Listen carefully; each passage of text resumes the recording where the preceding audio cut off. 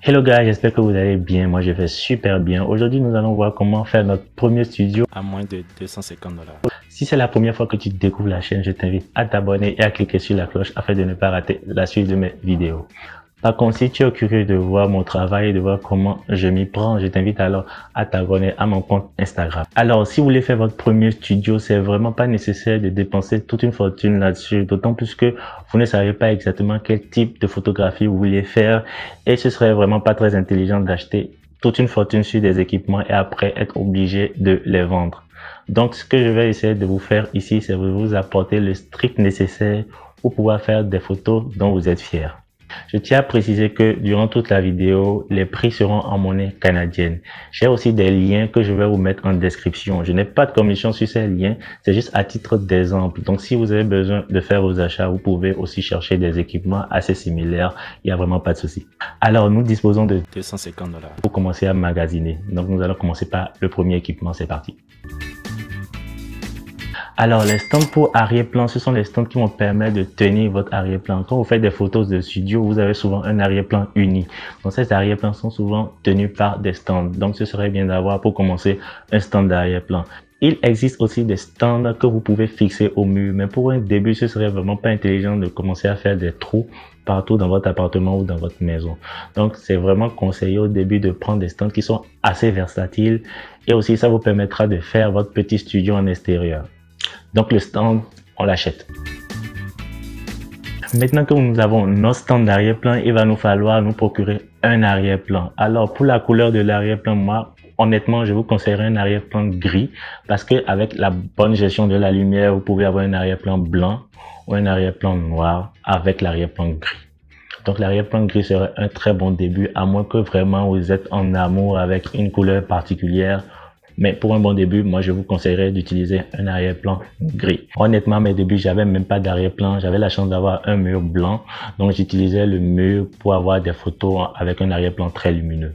Et ça me permettait de faire des photos dont j'aimais quand même pas mal le rendu. Donc, un arrière-plan de la couleur qui vous intéresse, on l'achète.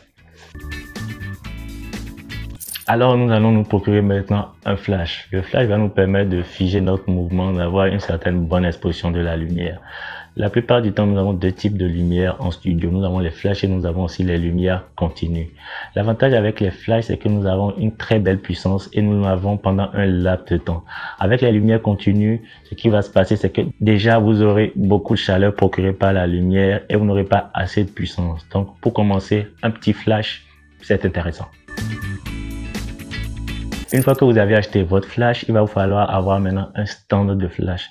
Le stand de flash, ça va vous permettre de déporter votre flash. Déporter votre flash, ça veut juste dire qu'il faudrait pas avoir le flash sur l'objectif. Si vous avez le flash sur l'objectif, c'est que le flash, la direction du flash et l'appareil photo vont dans la même direction. Donc, ce qui va se passer, c'est que vous aurez une image vraiment plate qui n'a pas du tout de relief et c'est vraiment pas beau en portrait. Donc, déporter son flash de l'appareil va vous donner un certain volume à votre image. Petite précision, ça c'est une erreur commune quand on commence en studio avec le flash, c'est qu'on a tendance à dépasser les 1 sur 200 secondes, alors que les flashs ont une certaine vitesse de synchronisation. Donc, si vous avez dans votre image une certaine barre noire qui couvre votre image, c'est justement parce que vous avez dépassé la vitesse de synchronisation. Si vous avez envie de savoir un peu plus sur la vitesse de synchronisation, vous avez une vidéo d'1 minute que je vous propose ici. Alors le flash, on l'achète. Je vous ai dit tout à l'heure qu'il fallait déporter votre flash de l'appareil photo. Alors, qu'est-ce qui va créer cette communication entre votre flash et l'appareil photo? C'est le déclencheur. Il y a certaines marques qui vous permettent quand même d'avoir une certaine communication entre votre appareil photo et votre flash, mais je vous conseille fortement de l'acheter dans le cas où vous changez peut-être d'appareil photo. Donc, ce serait vraiment intéressant d'avoir un déclencheur. Donc, le déclencheur, on l'achète. Alors maintenant que vous avez procuré votre flash, il va vous falloir avoir un moduleur de lumière. Le moduleur, ce qu'il va faire, c'est qu'il va essayer d'apporter une qualité à votre lumière. Nous avons plusieurs types de moduleurs. Nous avons des moduleurs qui vont essayer de vous donner des lumières assez douces, d'autres moduleurs qui vont essayer de vous donner des lumières très dures. Mais pour commencer et avoir un certain contrôle de la lumière, ce serait intéressant de commencer par un softbox. Le softbox, c'est un moduleur qui va vous permettre d'avoir une lumière assez douce et facile à maîtriser. Nous avons plusieurs types de softbox, mais moi je vous propose l'octobox. Donc on l'achète. Alors donc jusque là nous avons été monosource, c'est-à-dire que nous utilisons juste une seule source lumineuse. Donc ce qui va arriver dans la plupart du temps, c'est que la source lumineuse va créer d'un autre côté beaucoup d'ombres. Donc il va falloir déboucher ces ombres. La plupart du temps on utilise un second flash qui est un tiers moins puissant que le premier, qui va nous permettre en fait de déboucher les ombres. Mais nous n'avons pas beaucoup d'argent, donc en contrepartie, ce que je vous propose, c'est d'utiliser un réflecteur. Le réflecteur a la même fonctionnalité que le second flash parce qu'il va prendre la lumière venant de la source principale et la réfléchir sur les ombres afin de la déboucher.